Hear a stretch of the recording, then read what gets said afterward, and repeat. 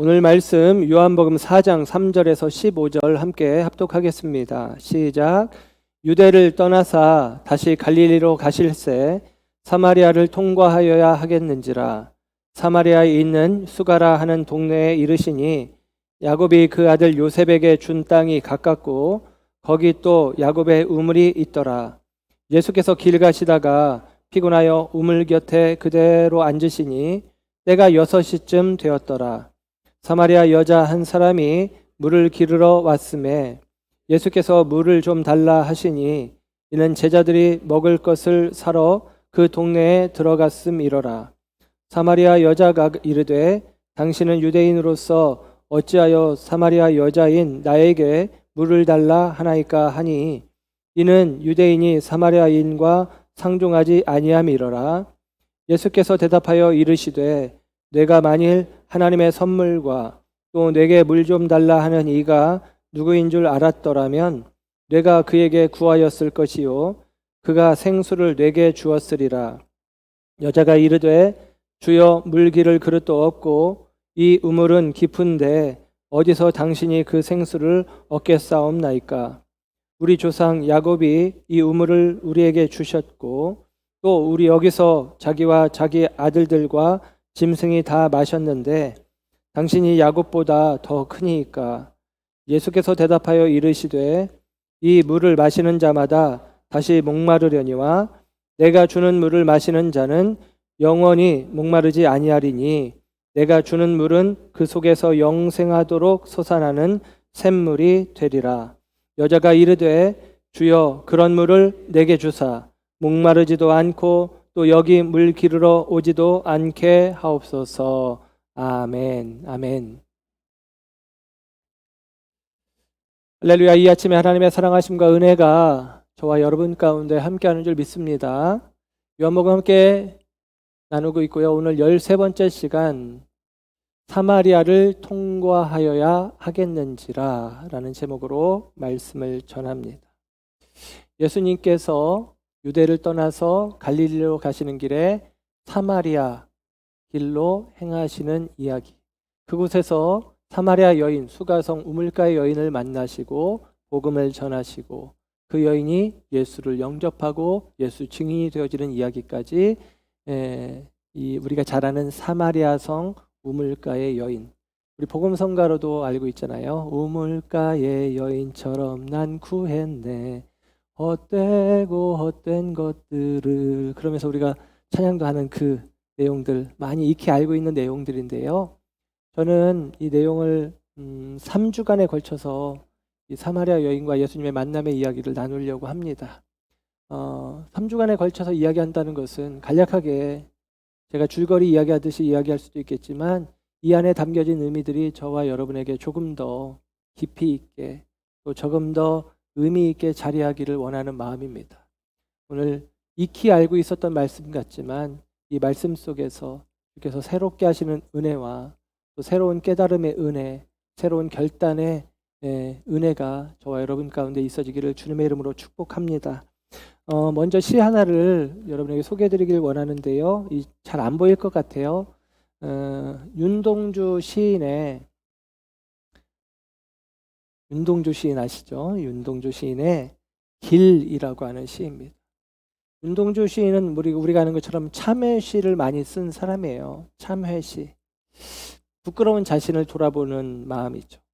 그 부끄러운 자신을 돌아볼 때에 그 시대상으로 이야기하면 주권을 빼앗겼음에도 불구하고 그 주권을 되찾지 못하는 기대와 열망은 있지만 아무런 힘도 발휘하지 못하는, 그러나 시를 통해서, 이 글을 통해서 이 잃어버린 것들을 되찾고자 하는 열망을 끊임없이 고백하고 펼쳐내고 있는 그 시인의 모습이 이 윤동주 시인의 모습이 아닌가라는 생각을 해봅니다. 그의 길이라고 하는 시인데 내용이 이렇습니다.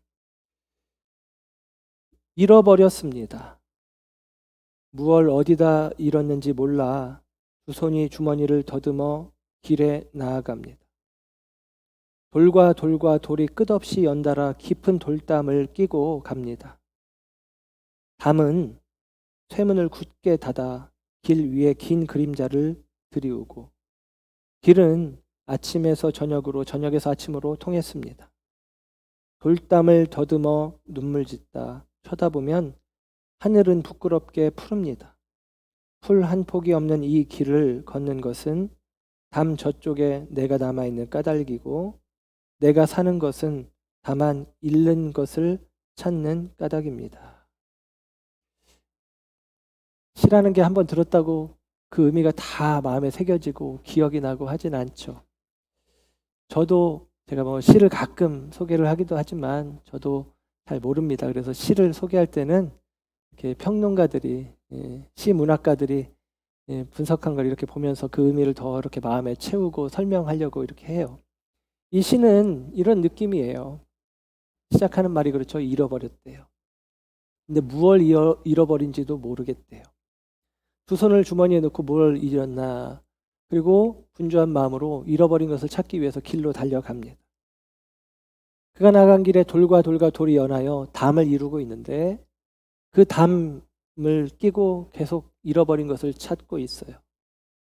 그런데 시인은 이야기하기를 3년에 그 담이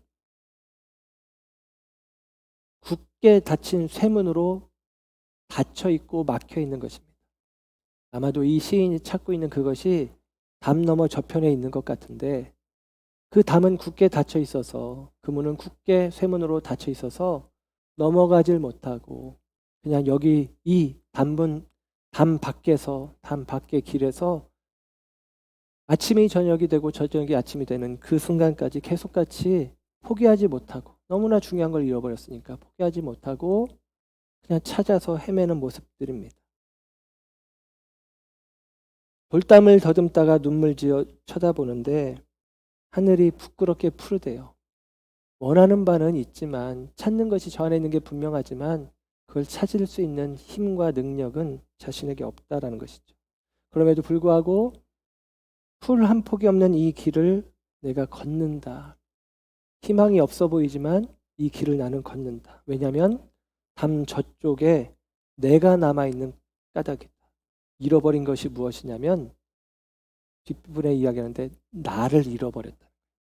나의 정체성, 나의 존재, 나의 사명을 잃어버린 것이죠. 그러나 시인은 이야기합니다. 포기하지 않고 내가 사는 것은 다만 잃은 것을 찾는 까닭입니다. 그 잃어버린 자신의 존재됨에, 정체성에, 사명에 대하여 끊임없이 이 길을 아침이 저녁이 되고 저녁이 아침이 되며, 그래서 그럼에도 불구하고 찾지 못하지만 부끄럽지만 멈출 수 없는 그 길을 끊임없이 걷고 있는 시인의 모습입니다. 저는 오늘 본문의 이야기가 이 시와 좀 맞닿아 있지 않은가라는 생각을 해서 이 시를 먼저 소개를 해드렸습니다. 예수님께서 오늘 유대 땅에서 출발하셔서 갈릴리로 가시는 길에 사마리아를 통과하여야만 하겠는지라. 이 사마리아는 하나님께 대하여 잃어진 자들이고, 잃어진 자들을 찾기 위해서 주님은 사마리아로 통과하여 지나가는 길을 선택하셨습니다. 제가 주보에도 실어드렸지만 길이라고 하는 것은 인생의 목적, 방향 등등을 이야기하고 설명하는 은유적인 표현이에요. 그 길을 걷는다라고 하는 것, 그 길을 걸어간다라고 하는 것은 그 인생의 목적을 아는 사람, 곧 사명을 깨달은 사람이라는 의미가 되어지는 동시에, 그 길을 걷는다는 것은 굳건한 의지를 뜻하기도 합니다. 내가 의지를 가지고 뜻을 가지고 나아가는 것이죠. 예수님이 이 땅에 오신 목적, 하나님이 이 땅에 당신을 보내신 목적, 잃어버린 양을 찾아 그리고 온 인류의 구원자로 이 땅에 오셨음을 아셨습니다. 그래서 어느 누구에게 복음이 국한되고 어느 누군가에게 하나님의 은혜가 제한되어 흘러가도록 허용하지 아니하시고 모든 이들에게 복음을 들고 나아가시는. 그래서 예수님은 마태복음의 표현으로는 예를 들면 고아와 과부와 나그네, 가난한 자, 병든 자, 소외된 자, 그들 가운데 나아가서 수많은 기사와 이적, 표적을 행하시는 분이시고, 그 예수님은 끝까지 생명을 담보하고서라도 그 길을 걸어가시는 분이 바로 예수님이라고 우리에게 이야기를 해주고 있습니다. 오늘 말씀의 제목이 사마리아를 통과하여야 하겠는지라 라고 이야기했는데요.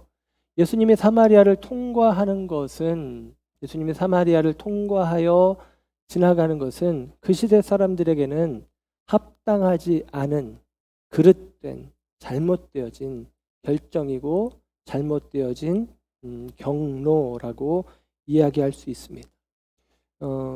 코로나 때문에 이렇게 막을 씌워놨는데 가상의 지도라고 이야기를 한다면, 오늘 본문에 보면 예수님께서 3절에 유대를 떠나서 다시 갈릴리로 가실새, 4절 사마리아를 통과하여야만 하겠는지라 라고 이야기를 합니다. 여러분이 보실 때 남쪽이 예루살렘 유대 지역이고 북쪽이 갈릴리 지역이에요. 그 중간에 사마리아가 있습니다. 그래서 이 유대 지역 예루살렘에서 갈릴리까지 가는 길은 보통 이틀길이면 가는 길입니다. 지름길이죠. 그냥 직선도로죠. 이렇게 가는 게 맞죠. 그런데 유대인들은 어떻게 갔냐면 이 예루살렘에서 동쪽으로 요단강 쪽으로 내려갑니다. 요단강을 건너서 요단강 건너편 길로 올라가서 다시 갈릴리 지역으로 이렇게 돌아갑니다. 이게 디귿자 형식으로 길을 돌아가니까 4일 정도 길이 걸렸다라고 이야기를 합니다. 이틀이면 갈 수 있는 길을 2배에 걸쳐서 4일이 걸리는 길로 그렇게 가는 것이죠. 이유가 무엇일까요? 바로 유대인들은 사마리아 사람들을 인정하지 않기 때문입니다. 심지어는 개 취급을 했다고 했고 그들과 접촉하는 것은, 교류하는 것은 부정한 일로 여기고 있었습니다. 사마리아 사람들이 왜 부정케 되었느냐, 왜 개 취급을 당하느냐?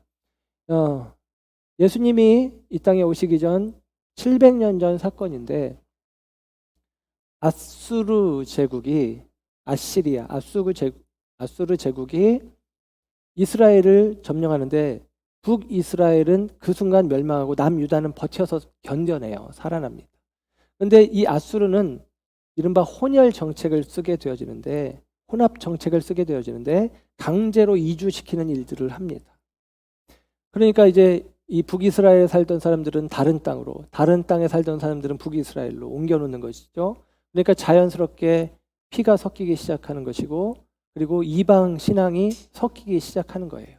그래서 그런 표현은 없지만 사마리아 교라는, 유대교와 다른 사마리아 교가 만들어지는 것이고, 그리고 혼혈이 되어진 것이죠. 반면에 유대인들은 BC 586년, 그러니까 그 일이 있고 나서 한 120-30년이 지난 후에 이 아수르 제국에 이어서 커다란 제국이 바벨론 제국이 되어지는데, 바벨론 제국에 의해서 남유다가 멸망이 됩니다. 그리고 70년 동안 포로로 잡혀갔다 돌아오게 되어지는데, 그들은 포로가 되어지는 기간 동안에 어떻게 보면 혈통을 지킨 거예요.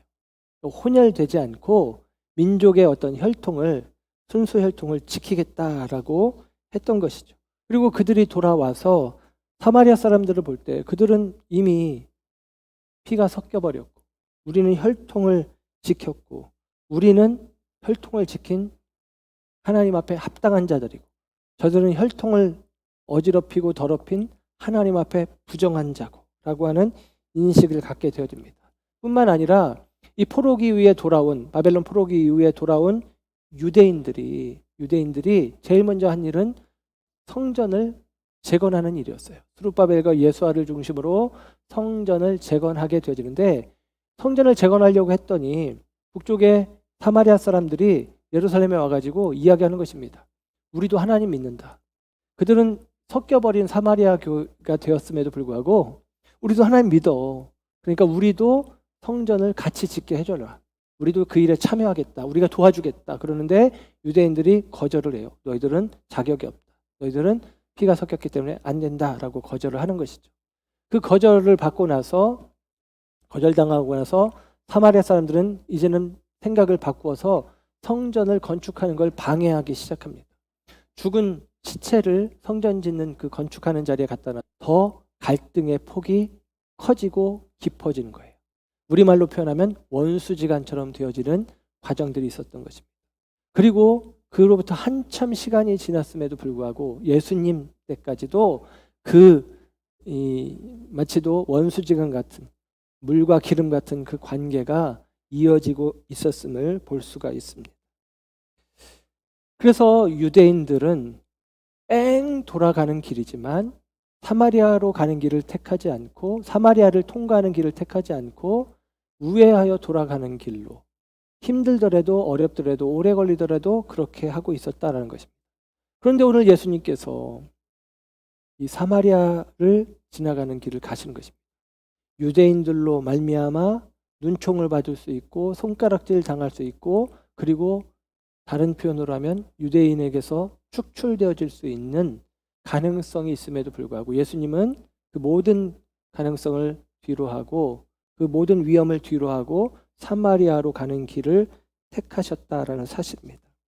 오늘 본문의 4절에 사마리아를 통과하여야 하겠는지라, 여기서 하겠는지라라는 말이 헬라 원어로 네이라는 말인데, 이 네이라는 이 헬라 말은 신적 당위성을 표현하는 말이에요. 그러니까 신적인 요청이 있기 때문에 하나님의 요구와 명령이기 때문에 꼭 해야만 하는 그런 경우죠. 근데 이 표현이 우리가 지난주에 살폈던 그는 흥하여야 하겠고 나는 쇠하여야 하리라, 하겠고 하리라, 이 말 역시도 네이라는 단어가 쓰여집니다. 그러니까 그것은 피할 수 없는 거예요. 흥하여야 할 분 예수님, 쇠하여야 할 이 나는 반드시 쇠하여야만 한다. 이 의미가 담겨져 있는 것이죠. 오늘 본문에서는 다시 한번 그 단어를 사용하면서 예수님은 이 사마리아를 통과하여야만 한다. 영어로는 must, 통과해야만 한다라고 이야기를 해주고 있습니다. 무엇이냐? 예수님의 사명이죠. 예수님의 길이죠. 그 길을 반드시 나아가겠다고. 왜냐하면 그 사마리아 성에 있는 사람들은 뒷부분에 예수님이 설명을 해주는데 희어져 추수하게 되어질 이들이었고, 그리고 그들은 하나님께서 나를 보내신 그 뜻을 이루기 위해서는 그 길로 나아가야만 했다라고 34절 35절에 예수님께서 설명을 해주고 있습니다.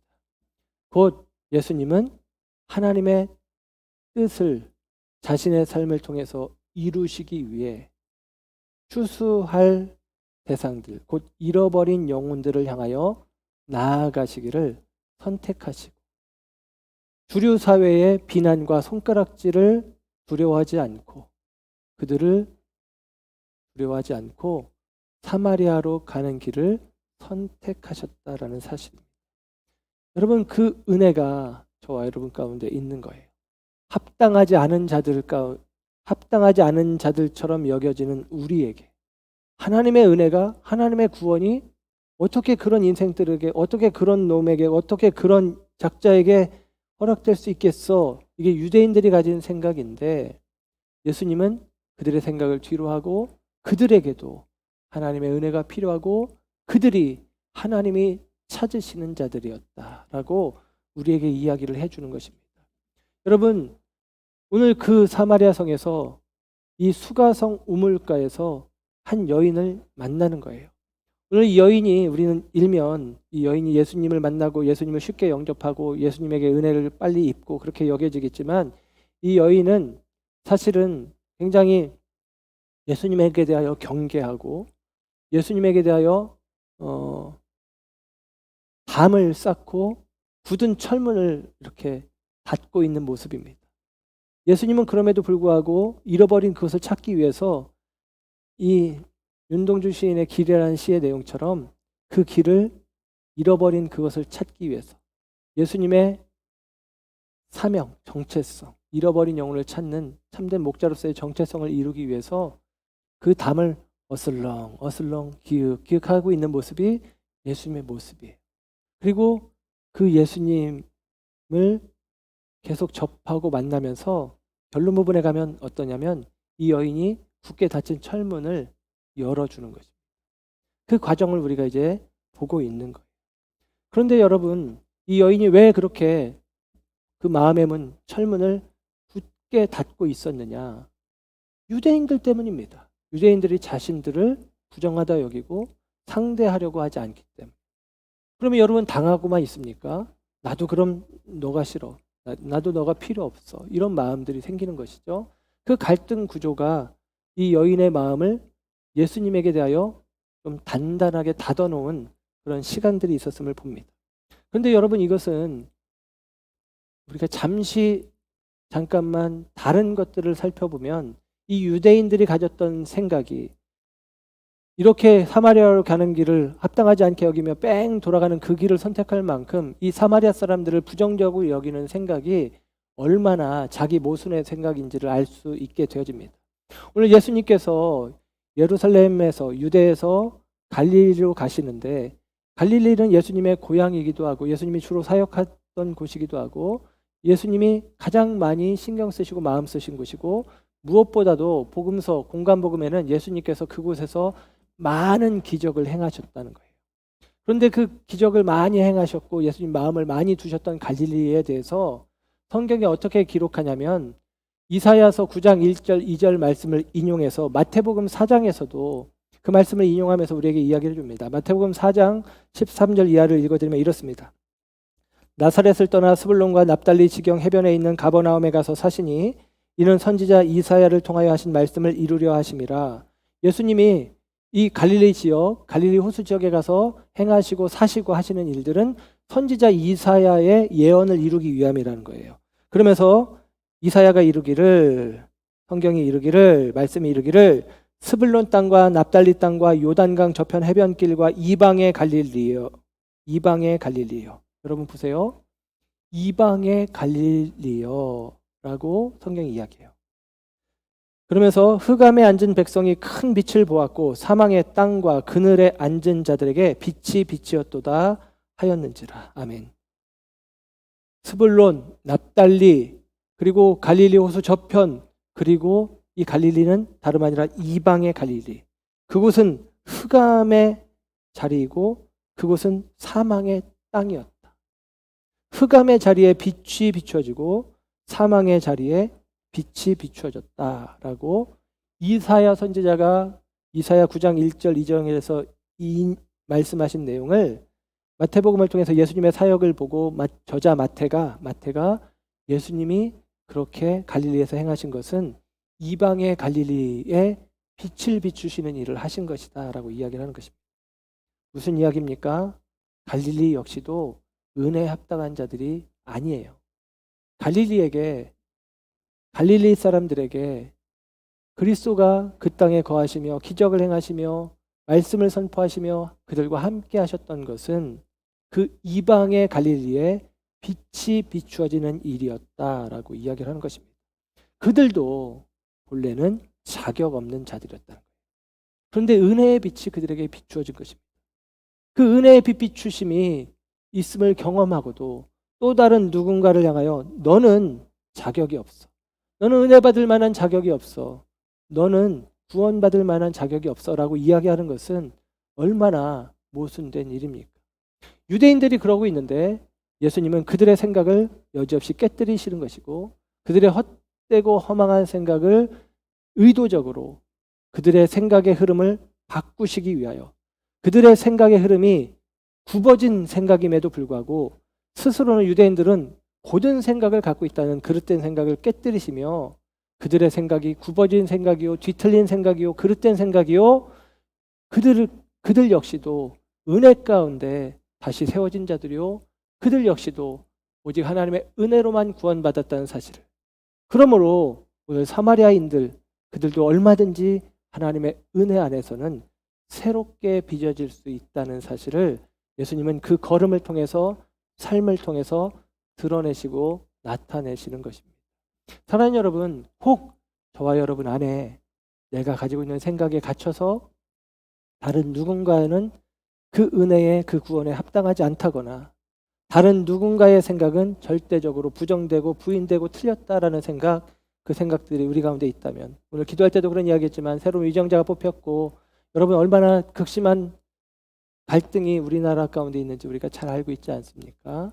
그 다른 생각들이 나의 생각은 옳고 그의 생각은 그르고 나는 합당하고 그는 부당하다는 생각들에 갇혀 있지 마시고 잃어버린 영혼들을 향하여 그리고 그들에게 나아가는 걸음이 예수님의 걸음인 동시에 오늘 저와 여러분의 걸음이어야 됨을, 저와 여러분을 이 땅의 제사장으로 중보자로 삼으신 것은 평화의 도구로 저와 여러분을 쓰시고자 하심을 기억하시면서 나아가시는 저와 여러분의 삶이 되었으면 좋겠습니다.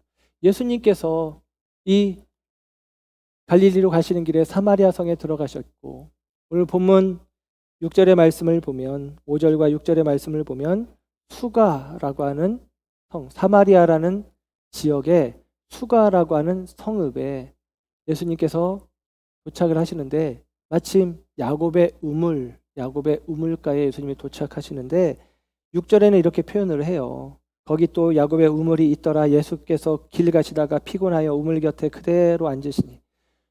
이 말씀이 참 은혜가 되지 않습니까? 예수님께서 그 길을 가시다가 피곤하여 그대로 앉았다고 했는데 제 느낌에는 그런 거예요. 픽 하고 우물가에서 펄썩하고 주저앉으신 것입니다. 쓰러지신 것입니다. 이 길을 달려오는 것이 녹록지 않았음을 이야기를 해줍니다.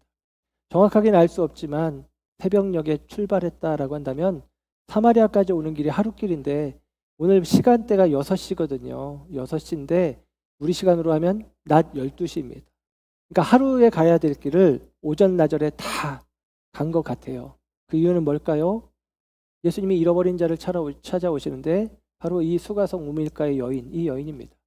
이 여인을 이 수가성 우물가, 이 야곱의 우물가에서 만나게 되어지는데 들어보셨을 거예요. 이 여인이 왜 한낮에 이 이스라엘 땅 광야에는 굉장히 뜨거운 태양이 장렬하기 때문에 사람들이 낮에 물 들어가는 일은 없거든요. 아침에 저녁에 물 들어가는 것이죠.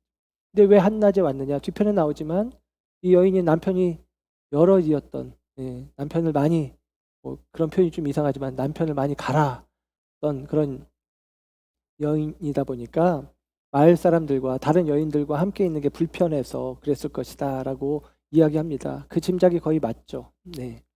그러니까 이 여인을 만나려면 그 시간이 아니면 안 되는 것이고 그 시간이어야 하겠기에 예수님이 쉬지 않고 달려오신 것 같아요.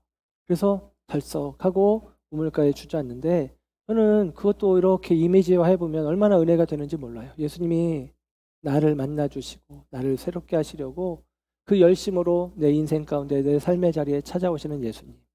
그분이 피곤함도 지침도 그리고 목마름도 다 감당하시면서 아무것도 아닌 나를 찾아오시기 위해서 애쓰시는 예수님을 이렇게 그림 그려보면 이 말씀이 얼마나 은혜가 되어지는지 모릅니다. 그렇게 예수님은 이 여인을 찾아오신 거예요. 그리고 그 여인에게 말을 겁니다. 근데 말을 거는데 여인에게 물을 달라라고 요청하시죠. 예, 물을 달라. 오늘 7절에 보니까 예수께서 한 여인을 만나시고 물을 달라. 이 여인과 대화가 이제 이어지는데 물을 달라라고 하는데 물을 줬는지 안 줬는지는 모르겠어요. 예수님이 물을 달라고 이야기했는데 이 이야기의 결말 부분으로 가면서는 오늘 보면 우리가 15절까지 읽었는데 15절에 가면 물을 달라는 주체가 바뀌어지죠. 이 여인이 예수님께 그런 물이 있으면 나한테 달라라고 요청을 합니다. 바꿔 말하면 예수님은 물을 주시기 위해서 이 여인에게 오셨는데 물을 달라고 요청하는 방식으로 오십니다. 예수님은 하나님은 저와 여러분에게 은혜를 주시기 위해서 오셨는데 저와 여러분에게 마음을 달라라는 식으로 요청하면서 오십니다. 사실은 하나님께서 이루시는 일은 하나님이 어떤 일을 하실 때 하나님은 우리의 도움을 필요로 하지 않습니다. 예수님이 도움을 요청하는 방식으로 나아가는데 하나님은 우리의 도움이 필요치 않아요. 왜냐하면 하나님은 전능하신 하나님이십니다. 전능하신 하나님이 우리의 도움을 필요로 하지 않아요. 혹 우리가 돕겠다고 앞에서 설치면 우리식으로 표현하면 거리적거리는 것에 불과합니다. 그것은 그냥 밀어버리는 게 나아요. 그리고 전능하신 하나님이 혼자 일하는 게 훨씬 효율적이고 훨씬 효과적일 것입니다. 그런데 하나님은 우리와 함께 일하시길 원하시고 우리가 당신의 손발이 되어주시기를 기대하시고 우리에게 도움을 청하시는 방식으로 우리에게 다가오시는 거예요. 참 신기하죠. 이 예수님이 이 여인을 만나시는 목적은 이 여인의 영적인 갈급함을 해결해 주시기 위해서 오시는데, 예수님은 물을 구하는 방식으로, 오히려 이 여인에게 자비를 구하며 도움을 구하는 방식으로 예수님이 다가오십니다. 그래서 그 여인의 마음을 조금씩 조금씩 열어가시는 예수님을 볼 수가 있어요. 이 여인에게 물을 달라고 합니다. 그랬더니 이 여인이 경계하며 거부하며 이렇게 반응을 해요. 오늘 9절 말씀해 보면 사마리아 여자가 이르되 당신은 유대인으로서 어찌하여 사마리아 여자인 나에게 물을 달라 하나이까. 그럽니다. 보니까 당신은 유대인인데 나는 사마리아 여인이고 어떻게 나한테 물을 달라고 하느냐. 우리는 원래 서로 9절 표현으로는 상종하지 않잖냐. 말하자면 서로 상대하지 않는 게 우리 불문율 아니냐. 원래 그런 건데 어떻게 나한테 물을 달라고 하느냐라고 이야기를 해요. 그러니까 뭐예요? 경계하는 것입니다. 경계하는 것입니다. 그냥 어려움 당한 사람에게 쉽게 물 한 잔 내어줄 수 있는데 그렇게 하지 않고 너랑 나랑은 관계가 없는데, 유대인 남자로서 당신들이 우리 무시하는데 내가 우리를 무시하는 당신에게 굳이 내가 물을 주어야 될 필요가 있나? 뭐 그런 느낌마저도 들고 있어요. 그러면서 9절에 그 이유를 요한은 설명해 주는데 유대인과 사마리아인은 상종하지 않기 때문이다 라고 이야기해요. 그랬더니 예수님이 그 여인의 이야기를 듣고 10절에 이렇게 이야기를 하십니다. 네가 만약에 하나님의 선물과 또 너에게 물을 달라고 하는 이가 내가 누구인지 알았더라면 내가 그에게 구하였을 것이요 그가 생수를 너에게 주었으리라. 그럽니다. 이 안에는 이제 깊은 의미가 있죠. 하나님의 선물. 하나님의 선물은 이어지는 말씀들을 보면 성령으로 해석하는 게 맞아요. 앞부분에도 물과 성령으로 거듭나야 된다고 했는데 이 여인도 구원하시기 위해서라면 성령이 필요하죠. 물을 요구하시지만 성령을 허락하실 마음인데, 그런데 이 여인에게 내가 누군지 알았다면, 그 하나님의 선물을 주는 존재로 나를 여겼더라면 내게 생수를 구했을 것이다 라고 이야기를 합니다. 예수님께서 이 말씀으로 이 여인에게 다가가십니다. 그랬더니 11절 12절에 보면 이 여인이 예수님에게 대해서 또다시 한번 경계하면서 거절하면서 이야기를 해요. 11절 12절 여자가 이르되 주여 물기를 그릇도 없고, 여기 주여 그러니까 이 여인이 신앙 고백하는 것처럼 보이는데 아닙니다. 그냥 일상적인 존칭이에요. 그냥 타인을 높여 부르는 말. 그냥 우리가 잘 모르는 사람한테는 선생님, 사장님 이렇게 부르는 것처럼 그냥 그렇게 부르는 것입니다. 그러면서 이야기해요. 물기를 그릇도 없고 이 우물은 깊은데 어디서 당신이 그 생수를 얻겠습니까? 그럽니다. 여러분 보세요. 이 말은 무슨 말이냐면 당신은 두레박이 없잖아. 여기 우물이 있고 이 우물 깊은 곳에 물이 있는데 두레박이 없는데 어떻게 물을 떠서 나한테 준다는 거야? 라는 것입니다. 그런데 두레박이 없나요? 있죠. 누구에게? 이 여인의 손에. 아니 이 여인의 손에 있기 전에 이 유대인들의 이스라엘 땅에 이제 오아시스 이제 샘이 있으면 그 샘 옆에는 두레박이 염소 가죽으로 만들어진 두레박이라고 할 수 있는 그릇이 있답니다.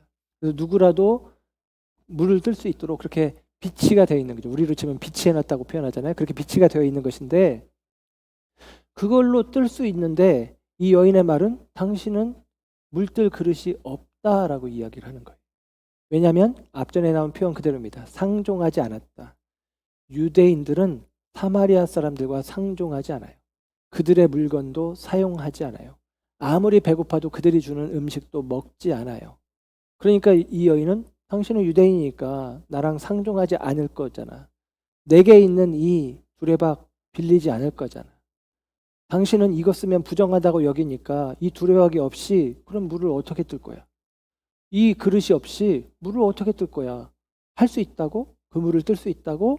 이렇게 반응하는 것입니다. 여러분 우리 생각하고는 좀 느낌이 다르죠? 이렇게 해석을 하니까 좀 느낌이 다르죠. 네. 이 여인이 예수님에게 대해서 담을 그대로 쌓고 있는 것이고 예수님을 지금 공격적으로 지금 대하고 있는 거예요. 당신이 할 수 있다고? 어떻게? 라는 거죠. 그러면서 자기를 이야기하는 것입니다. 12절의 말씀을 보면 우리 조상 야곱이 이 우물을 우리에게 주셨고 또 여기서 자기와 자기 아들들과 짐승이 다 마셨는데 당신이 야곱보다 더 크니까 그럽니다. 당신이 야곱보다 더 큰 사람입니까? 지금 유대인들과 사마리아 사람들이 갈등을 일으키고 있지만 사마리아 사람들도 우리 조상은 아브라함이다. 당신들도 아브라함이다 그러는데 아브라함의 아들 가운데 야곱, 아브라함, 이삭, 야곱. 우리는 이 야곱의 우물을 지금 가지고 있고 이 야곱의 우물을 떠서 우리가 지금 살고 있다라는 것입니다. 무슨 얘기냐면 우리는 정통이라는 거예요. 나름대로. 이 수가성, 이 사마리아 수가성이 그리심산과 에발산 사이에 있는 수가라는 성읍인데요. 이 땅이 세겜 땅, 옛날 용어로는 창세기에 나온 표현으로 세겜 땅입니다. 이 땅이 아브라함이 값을 주고 산 땅이에요. 예, 값을 주고 산 땅이에요. 그래서 이 땅은 아브라함의 어떤 정통성이 있는 것입니다. 그런데 그 정통성의 중심이 되어지는 야곱의 우물, 그 우물이 우리 거라는 거예요. 이 우물은 이미 내가 가졌고 야곱의 우물은 이미 내가 가졌고 이 우물을 떠서 나도 마시고 가축도 마시고 하면서 우리가 산다. 바꿔 말하면 이 우물을 통해서 생명을 얻고 있다. 우리는 이미 이 우물을 가졌고 이 우물을 마시고 있다. 무슨 얘기예요? 이미 우리에겐 생명이 있어. 필요 없어. 다른 물은 필요 없어. 이게 이 여인의 생각입니다. 너가 야곱보다 더 크다고? 야곱의 우물 말고 다른 게 너에게 나올 수 있어? 라는 도전적인 이야기가 오늘 본문 12절의 이야기예요. 그랬더니 예수님께서 13절 14절에 이렇게 이야기하십니다. 이르시되 이 물을 마시는 자마다 다시 목마르려니와 내가 주는 물을 마시는 자는 영원히 목마르지 아니하리니 내가 주는 물은 그 속에서 영생하도록 솟아나는 샘물이 되리라. 아멘. 우리는 이 말씀 들으면 아멘, 그 물 제게 주십시오. 이런 마음이 들잖아요. 근데 이 여인도 아멘 하듯이 이야기를 해요. 15절에 보니까 그랬더니 이 여인이 주여 그런 물을 내게 주셔서 목마르지도 않고 또 여기 물 기르러 오지도 않게 하옵소서 그럽니다. 우리처럼 아멘 그런 물이 있다면 제게 주십시오. 아멘 하는 것 같은데요. 죄송하지만 아닙니다. 오늘 15절의 말씀은 이 여인이 예수님에게 대하여 이런 표현이 좀 맞는지 모르지만 비아냥거리면서 하는 이야기예요. 예수님 말씀하시는 거예요. 내가 주는 물은 다시 목마르지 않는 물이다. 내가 주는 물을 마시는 사람은 그 속에서 영생하도록 솟아나는 샘물이 있을 것이다 라고 이야기를 해요. 우리는 이 말씀의 의미를 어느 정도 아니까 이 말씀을 볼 때, 들을 때 아멘, 주님 원합니다. 제가 그 물을 마시길 원합니다. 내 안에서 그 역사가 있길 원합니다. 이렇게 우리가 반응하는데 이 여인도 우리처럼 반응하는 것처럼 보이지만 그렇지 않다라는 것이죠. 이 여인이 이렇게 반응하는 것은 이것입니다. 이런 거예요. 그런 물을 네가 줄 수 있다고? 그럼 한번 줘봐. 어디 한번 줘봐. 내가 그 물을 마시면 내가 이 뜨거운 태양 아래 낮 12시에 사람들의 눈을 피해서 매일같이 이곳에 나오는 게 나도 괴롭고 나도 힘든데 그렇지 않은 물이 있다고? 그럼 날 줘봐. 근데 그런 물이 어디 있어? 한 번 마시면 목마르지 않는 물이 있습니까? 여러분 아무리 비싼 프랑스 에비앙 물을 마셔도 그 물 마시고 나면 다음번에 또 물 마셔야 됩니다. 한 번 마시고 목마르지 않는 물이 있나요? 그런 물이 있나요? 말도 안 되는 이야기죠. 이 여인은 예수님이 은유적으로 영적으로 이야기하는 것을 전혀 모르니까 육적으로 반응하면서 이야기하는 것입니다. 그런 물을 마실 수 있다고? 그런 물이 있으면 내가 이곳에 안 나와도 된다고? 어디 한번 해보시오 라고 이야기를 하고 있는 것입니다. 그러니까 이 여인은 아직까지 예수님에 대해서 마음이 열려있는 게 아니에요. 그것을 어떻게 할 수 있냐면 우리가 읽지 않았지만 16절부터 19절까지의 말씀을 보면 예수님께서 이 여인에게 아주 동문서답 같은 이야기를 합니다. 그런 물을 네가 줄 수 있다고? 그런 물이 있다면 나한테 한번 줘봐 라고 했더니 예수님이 네 남편을 데려와라 그럽니다. 아니 그런 물을 줄 수 있다고? 그런 물 있으면 나한테 줘봐 그러면 예수님이 내가 말하는 물은 그런 의미가 아니고 영적인 의미의 물이야. 내가 말하는 물은 이렇게 설명하는 게 아니라 뜬금없이 예수님이 너 남편 데려와봐 라고 이야기하죠. 남편을 데려올 수 있나요? 우리가 알죠? 못 데려옵니다. 남편 없는데요? 맞다, 네 말이 맞다. 전에 있었던 5 남자는 말고 지금 남자는 남편이 아니니까 남편이 없다는 네 말이 맞다. 선지자시군요. 이렇게 반응하는 것으로 19절까지가 기록이 되어집니다. 예. 여러분, 이 여인이 이 예수님과의 대화 과정을 통해서 깨지고 있는 거예요. 단단한 껍질이 깨지고 있는 것이고, 예수님을 향해서 날카롭게 가시돋았던 그 사나운 말들이 꺾이고 있는 과정 가운데 있는 것입니다.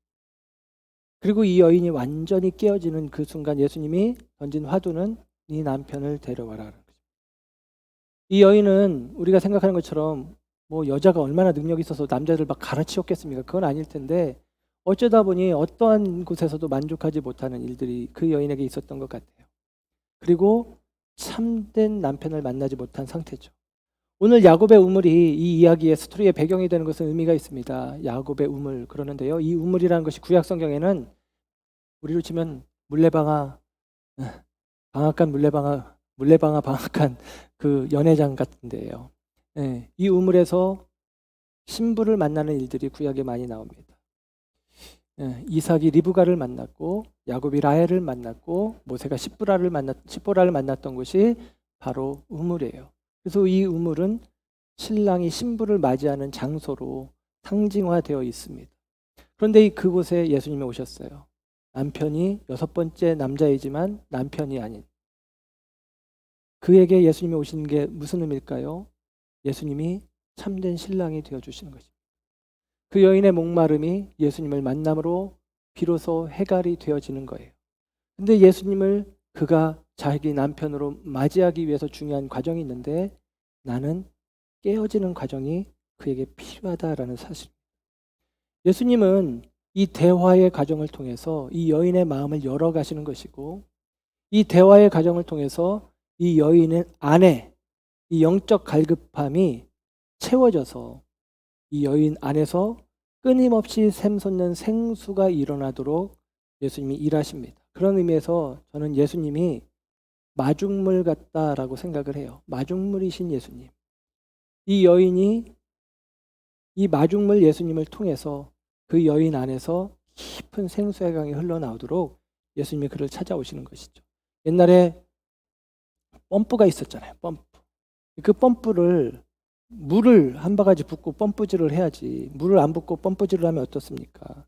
마중물을 붓지 않고 펌프질을 하면 생수를 얻을 수 없습니다. 펌프질을 하면 할수록 힘만 들 뿐이지 지치기만 할 뿐이지 우리가 원하는 것을 얻을 수 없습니다. 그 물이 나와야 그 가람을 해결할 수 있는데 그러지 못한다라는 것이죠. 예수님은 우리의 마중물이십니다. 그분이 우리에게 우리 삶 가운데 부어지는 거예요. 하나님께서 마중물 예수를 저와 여러분의 인생 가운데 부어주십니다. 직전에 니고데모와 이야기 속에서 우리가 잘 아는 요한복음 3장 16절 하나님이 세상을 이처럼 사랑하사 독생자를 주셨으니 하나님이 저와 여러분을 잃어버린 자로 여기시고 아끼고 사랑하셔서 독생자 예수님을 마중물로 부어주셨으니 그를 영접하는 자, 그 마중물이 내 삶 가운데 접하여지면 그는 멸망치 않고 영생을 얻게 됩니다. 우리 안에서 끊임없이 솟는 구원의 샘, 영생의 샘이 흘러나게 될 것입니다. 그 예수님이 우리에게 마중물로 주어진 거예요. 그 마중물 예수로 말미암아 나중에 이어지는 요한복음의 말씀들을 보면 7장 38절에 그 배에서 생수의 강이 흘러나리라. 10장 10절에 내가 온 것은 양으로 생명을 얻게 하고 더 풍성히 얻게 하려 함이라. 그런 것입니다. 그리고 급기야 예수님께서는 당신을 하늘에서 땅에 붙는 마중물로 오셨던 예수님이 땅에서 하늘에 붙는 마중물이 되어주셔요. 요한복음 16장 7절에 보면 내가 너희를 떠나가는 것이 유익이다. 그러면서 부활 승천에 대해서 예고하시는데 예수님이 땅에서 하늘로 마중물로 가셔서 예수님 뭐를 우리에게 부어주십니까? 성령. 내가 떠나가는 것이 너희에게 유익이다. 보혜사 성령을 부어주시기 위해 그 보혜사 성령이 우리 속에서 끝없이 솟아나는 샘물이 되어주시도록 예수님이 떠나시죠. 마중물이 되어주시죠. 그래서 하늘로부터 우리 가운데 연결되어진 그 통로로 성령이 우리 속에서 샘솟듯하는 역사가 있는 것입니다. 그게 바로 예수님이에요. 마중물 예수님. 그 예수님과 이 여인이 대화를 하면서 이 여인의 굳게 딱딱하게 굳어진 껍질이 깨어지는 과정이고 이 여인의 가시가 꺾여지는 과정을 우리는 보고 있습니다. 이 여인은 영적으로 갈급한 여인이었지만 외적으로는 자기를 지켜내기 위해서 단단해 보이기 위해서 오만한 모습을 보였습니다. 예수님에게 대하여 당신은 그 그릇도 없으면서 물들 그릇도 없으면서 나한테 어떻게 물을 떠준다고 하느냐. 당신 말고 우리는 이미 야곱의 우물이 있다. 이 우물이 우리에게 충분하다. 이 우물이 보통 우물이냐. 이 우물 안에서 우리는 생명을 이미 얻고 있다. 당신이 그런 물을 줄 수 있다고? 어디 한번 그럼 줘봐라. 그런 물이 있으면 내가 다시 안 오고 좋겠네. 한번 그 물 좀 내놔봐라. 오만하고 그리고 굳건하게 굳어진 마음의 여인입니다. 그런데 그 여인이 남편의 이야기를 듣고 어떻게 되는 거예요? 꼬꾸라지는 거예요. 꼬꾸라지는 것입니다. 오늘 이 이야기는 전에 제가 키아스무스 구조라고 해서 지난주에 말씀을 드렸죠. 두 개의 표적, 갈릴리 가나 혼인잔치 그리고 왕의 신하의 아들을 고쳐주는 장면, 그리고 예수님에 대한 믿음이 아닌 가짜 믿음, 거절하는 믿음, 유대인들인데 이 성전 정화 사건을 통해서 예수님이 거절당하시고 니고데모, 예수님 유대인 누구보다도 구원에 가까운 것 같은 니고데모인데 너는 거듭나야 하리라. 너 거듭나지 않았어라고 예수님이 얘기하시죠. 믿을 만한 사람인데 믿지 않는 사람들이 있고요. 사마리아 여인, 사마리아 사람들, 이들이 믿는 사람들입니다. 믿지 못할 만한 사람들인데 믿게 되어지는 거예요.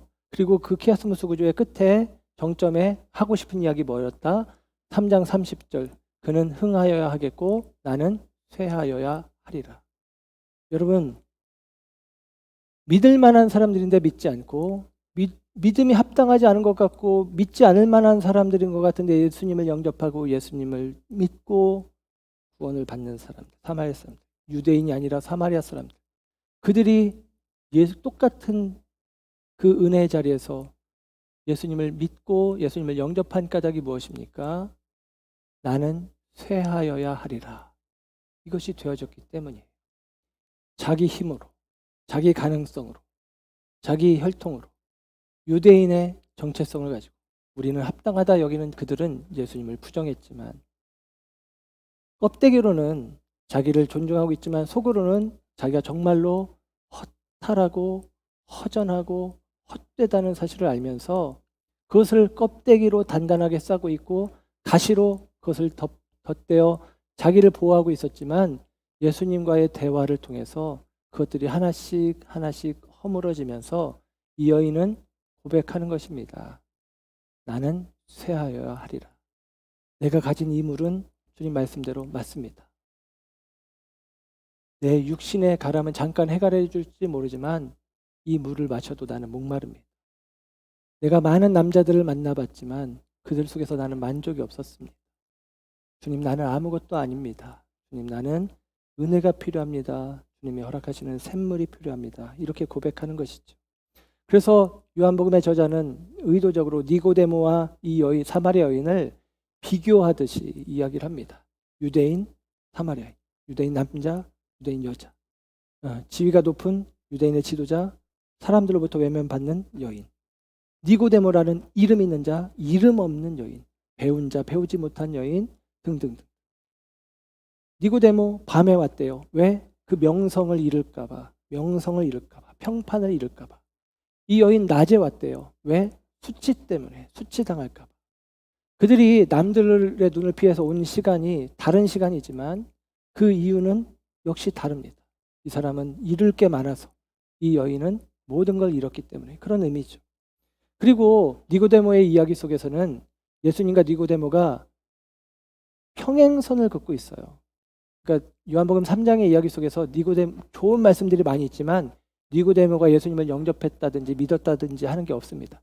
물론 나중에 요한복음 후반부에 가면 그가 예수님을 조금씩 알아가면서 굉장히 오래 걸렸죠. 예수님을 영접하고 예수님의 제자가 되어지지만 이 여인은 즉각적으로 예수님을 만나게 되는 것입니다. 평행선을 긋고 있는 이 니고데모와 이 예수님과의 대화 속에서 금방 교차점을 찾아서 주님을 만나고 주님 안에서 은혜를 경험하는 이 여인의 이야기가 교차되고 있는 것입니다. 사랑하는 여러분, 그러면 오늘 본문의 이야기가 무엇입니까? 저와 여러분이 우리의 마음의 문을 열어야 된다라는 거죠. 그 마음의 문을 여는 것은 다름 아니라 주님께서 우리 가운데 다가오셔서 말씀하실 때에 그 말씀에 귀 기울이는 것입니다. 그 말씀에 귀 기울이는 것이고, 그리고 나 스스로 내 삶을 세워갈 수 있고 내가 이미 생명을 갖고 있는 존재로 여기는 것이 아니라 우리 안에 있는 영적 갈급함을 그대로 인정해내는 것입니다. 그리고 고백하는 거예요. 나는 쇠하여야 하리라. 주님, 나는 아무것도 아닙니다. 나는 할 수 없습니다. 나는 목마릅니다. 내게 은혜가 필요합니다. 내가 뜨는 물은 잠깐의 가람을 해결할 뿐 내 마음 깊은 곳에 있는 갈증을 해결해 주지 못합니다. 주님, 그런 물이 정말 있다면 기대합니다. 그 물을 내게 주십시오. 그 은혜를 내게 주십시오. 이 고백이 이 여인의 고백이고, 이 고백이 오늘 저와 여러분의 고백이 되었으면 좋겠습니다. 이 고백 속에서 주님이 주시는 우리 속에서 솟아나는 샘물을 마음껏 마시는 저와 여러분의 복된 신앙 되기를 주님의 이름으로 축복합니다. 기도하겠습니다.